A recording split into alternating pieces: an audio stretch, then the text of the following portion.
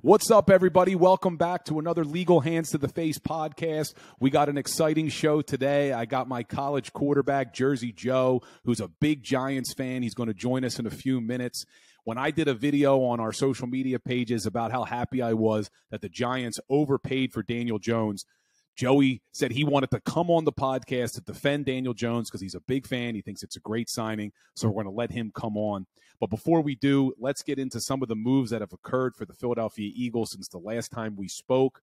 They re-signed James Bradberry, and they also bring back Darius Slay. Two surprising moves. We thought there was a good chance they could keep one of them, but they actually keep both.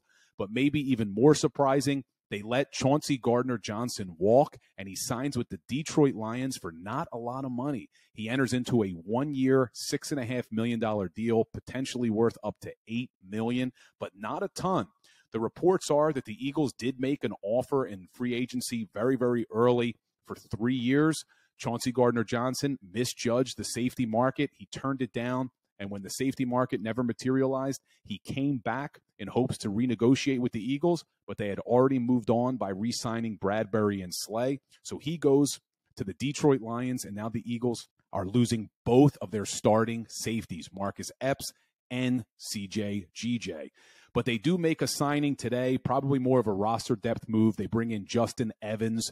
He played for the Tampa Bay Buccaneers and the Chicago Bears. Like I said, I'm not sure he's slated as a starter, probably more of a roster depth move.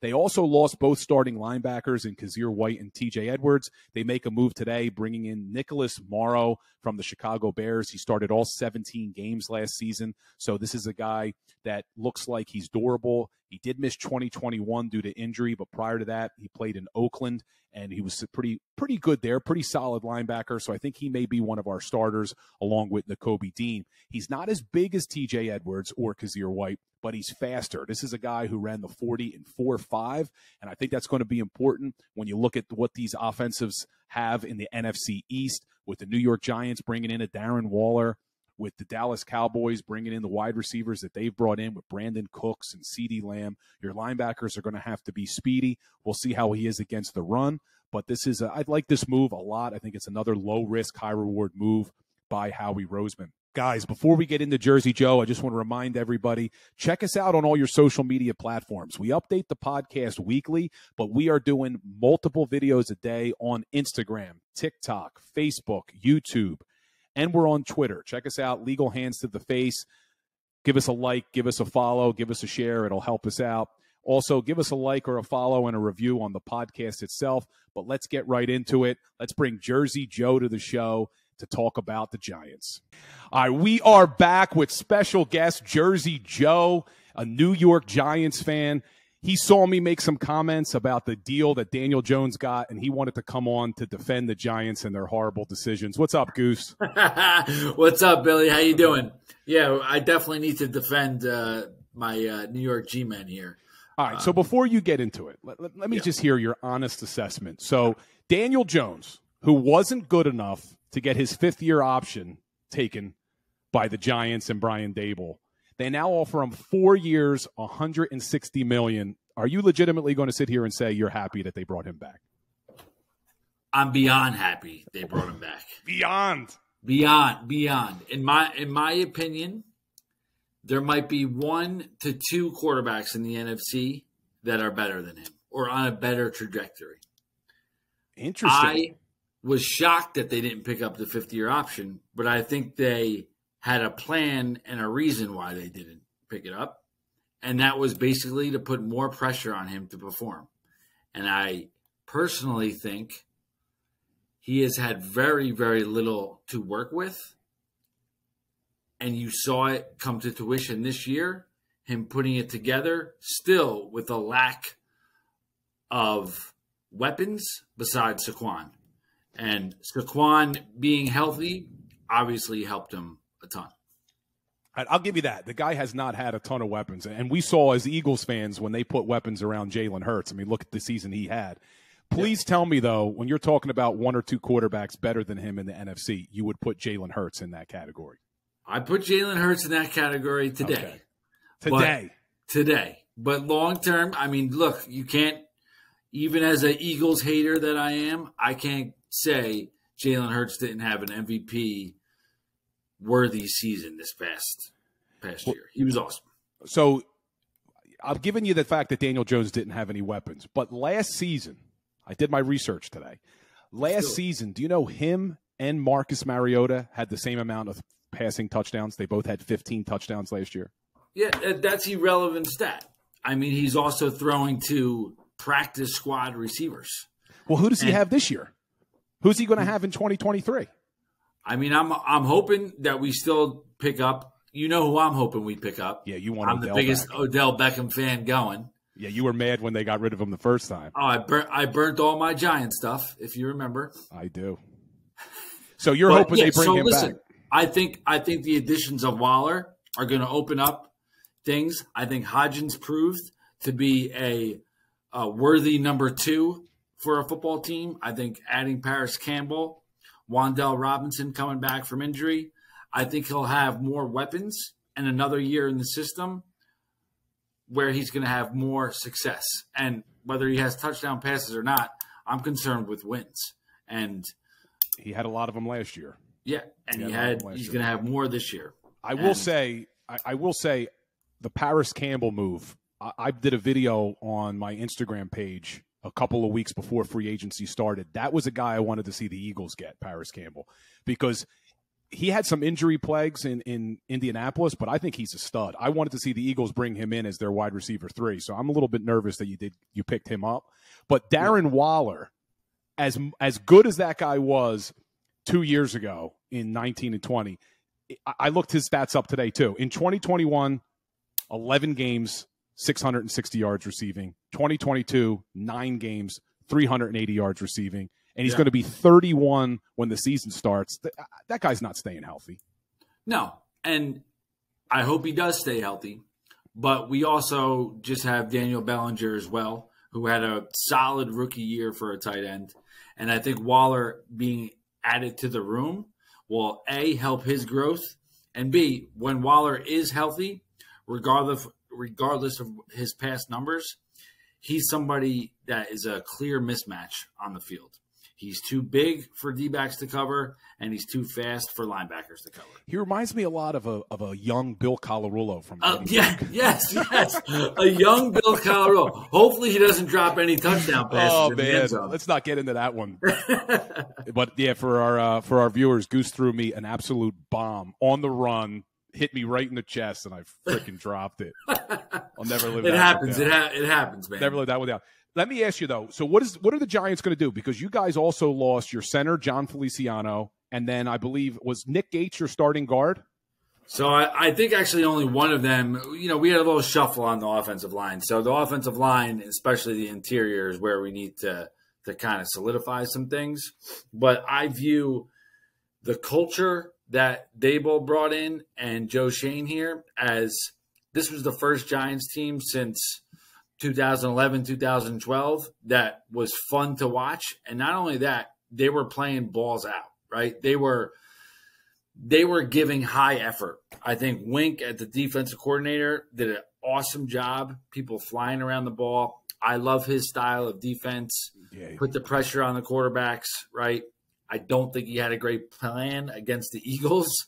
But you can't have a great plan every week. They practice too. Not many teams had a great plan against the Eagles offense this year. No. It's funny because the Eagles run a high school style offense, and I know how to stop it. It's funny that defensive coordinators, the NFL's not used to it though. They're not used to it, and I honestly, when I watch defense in the NFL, sometimes I don't understand what they're looking at or what they're doing.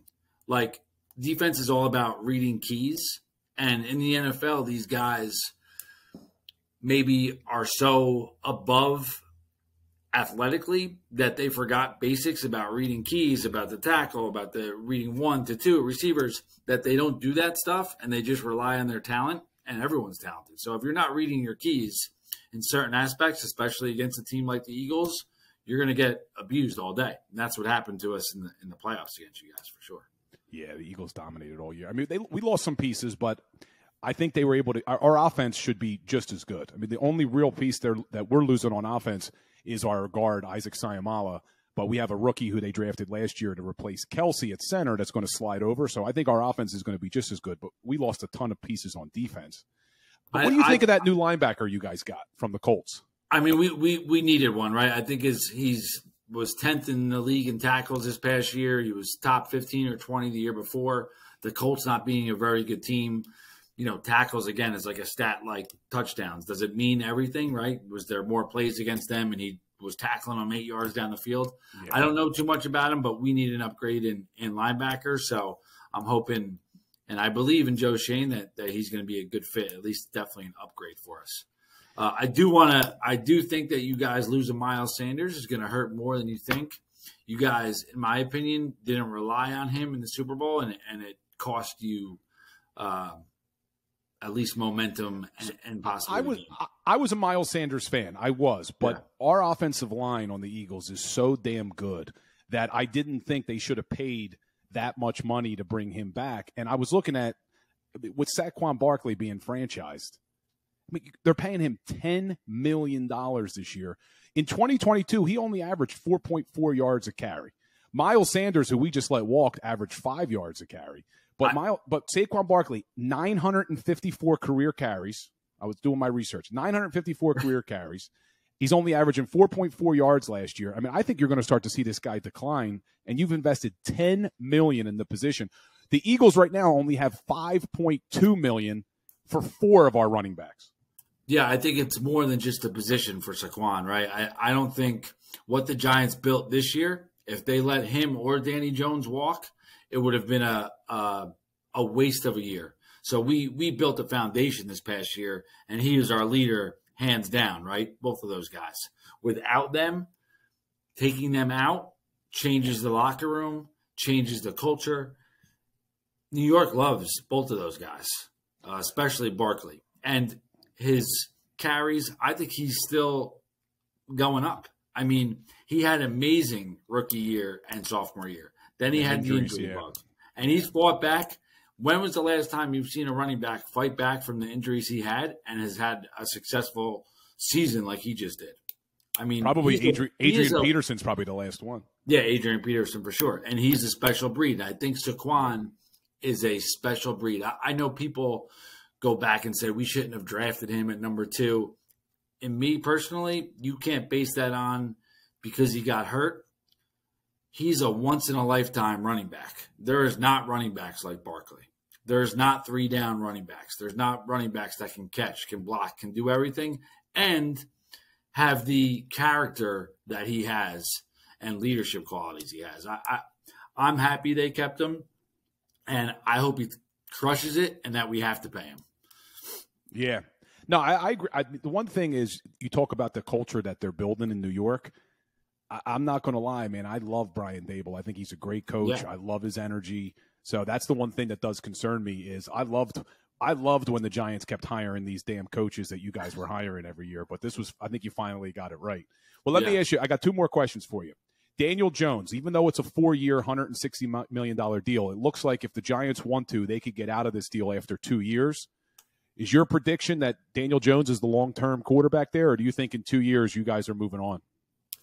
Honestly, the deal was actually structured good for both parties, right? If he doesn't pan out, we can definitely jump ship. And I'm not great with how deals are structured, but I know Joe Shane's good at that, and he did it for both parties. In my opinion, and it's been my opinion about Danny Jones for a couple of years, not just this year, that he is a franchise quarterback that can lead a team to a Super Bowl and possibly a Super Bowl victory. It's hard, right? And even the first couple of years when he was struggling and we weren't winning as a team, I still saw things in him that I liked as a quarterback. Being a quarterback myself, I almost view the position, I think, a little differently than everybody else. I see, would you rather have a guy that wants to win and is going to throw that ball in a tight space that might get picked off, but also might get through to get the first down because he's trying to win the game? Or do you want that guy to be worried about his stats and throw it away or take a sack. Like, Danny Jones was trying to win games, and he didn't care if he threw interceptions, didn't care if he fumbled, but that's what a leader and a quarterback should do, right? Like, the end of the day, teams win or lose based on the quarterback play. Like, you could easily lose it, and you can definitely win it. So you want that guy to have a little moxie and a little confidence. Like, hey, I'm going to go out there and try to win this game. And I think he's done that from the start. And his build, his attributes, he could throw, he can run. He went to Duke, so he's smarter than us. Like, the guy's legit. Yeah. No, and that's the one thing, even with Jalen Hurts, when you're a fan of a team and you watch all through training camp and every single game, is you see those intangibles that maybe the casual fans don't see. And that's the same thing with Jalen Hurts, is the leadership quality, the desire to win, wanting the ball in his hands when the game's on the line.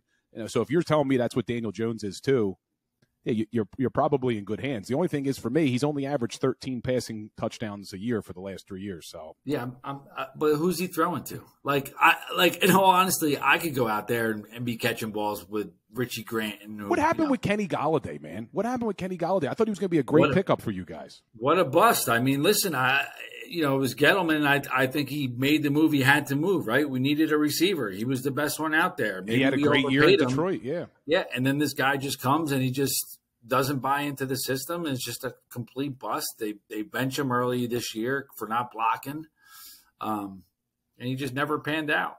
Yes, he's still a free agent, right? I don't think he's picked up. They just released him only a few days ago. So yeah, I mean, honestly, who's gonna want that guy? Like, he was given all this money and didn't perform at all, like at any level. I got last question for you, Goose, before we let Jersey Joe go back to whatever he's doing, probably fist pumping up there in North Jersey. Hell yeah. Who's the team to beat in the NFC East this year? Oh, it's the Giants. I'll tell you why. Because come on, man. Honestly, I think I'm a big culture guy. I think the Eagles are going to struggle, that they lost a lot of coaching staff. You can't easily replace your OC and DC. Credit to them, right? They had a great year, and NFL works that way. You have a good year, you get picked off. Your coaches get picked off. I think there's a learning curve. I'm not even sure who your new OC and DC are, but have they called plays in the NFL? Have they gone from week to week? Same thing with the defense. Sirianni will now have to be more involved on both sides of the ball, I'm sure. And I think one of your clips I saw was your special teams clip, that they kept the special teams coordinator, even though that was probably their weakest unit all year. Yeah, but you hit the nail in the coffin. Like, you can't change everything and expect everything to be all right. Like, you have to keep some normalcy in the locker room, in how things are done, and especially coming off a great year, you don't want to change anything, right? What do you want to change? One game you want to change. So if you think the Giants are the team to beat, who do you think's the threat? Is it the Eagles, the Cowboys, or both? I'm not worried about the Cowboys. Dak Prescott can never win big games. I mean, I'm a fan of the Giants, right? But obviously the Eagles are the top of the division right now. I just feel that the Giants have the opportunity this year to prove to the whole league that they're for real, and I think they're good enough to win the division and move on. I think they proved that last year, and I think they're only going to get better. Well, the good thing you have going for you is I don't think there's been a repeat NFC East winner in like over a decade or something ridiculous like that. Did the Eagles not do it this year? I thought they won the last 2 years. No, we didn't win it last year. They made the playoffs last year, but I think the Cowboys were the NFC East winner. Yeah. Then you're correct. It hasn't happened in a very, very long time. I mean, our division's kind of loaded. I mean, it is now. I mean, the Commanders are just a horrible organization, but if they sell. And I don't know who their quarterback's going to be. But to just answer real quick for you, so the offensive coordinator for the Eagles, they promoted their quarterback's coach. He's never called plays in the NFL, but he did call plays at Florida. But this is going to be his first time calling plays at the NFL. He called them at the college level. The defensive coordinator is a guy they brought in from the outside, Sean Desai. He was with Seattle last year, Chicago the year before. Similar to our old defensive coordinator. But there's been a lot of change. I think you'll see the offense for the Eagles is going to be pretty much the same. They didn't really lose anybody, and it's the quarterback coach, and Sirianni's an offensive guy. But the defense is going to look a lot different. But we'll see what happens. But I mean, I was when they were interviewing Kafka as well. ROC Wink got a couple interviews. I was praying that neither left, right? So I'm happy they stayed and happy the culture inside the room is there. But the Eagles need to build. Eagles fans would love Wink, I think, because every Eagles fan hated that our defense doesn't blitz. And Wink, I think, blitzes more than anybody in the freaking league. But yeah, too much at times. Yeah, he does. He does. Well, listen, you will be coming back for when the weeks before the Giants games. But it's a long off season. We got our predictions now, but your Giants team, Eagles team, they're not going to look the same come August. So there's going to be a lot of changes. But this was just an excuse to get to see that pretty face of yours. Hell yeah. I appreciate it. It was great jumping on here, Bill, and I can't wait to do it again. All right, Jersey Joe. I'll talk to you soon, brother. All right, later. This is the Legal Hands to the Face podcast with Bill Colarulo.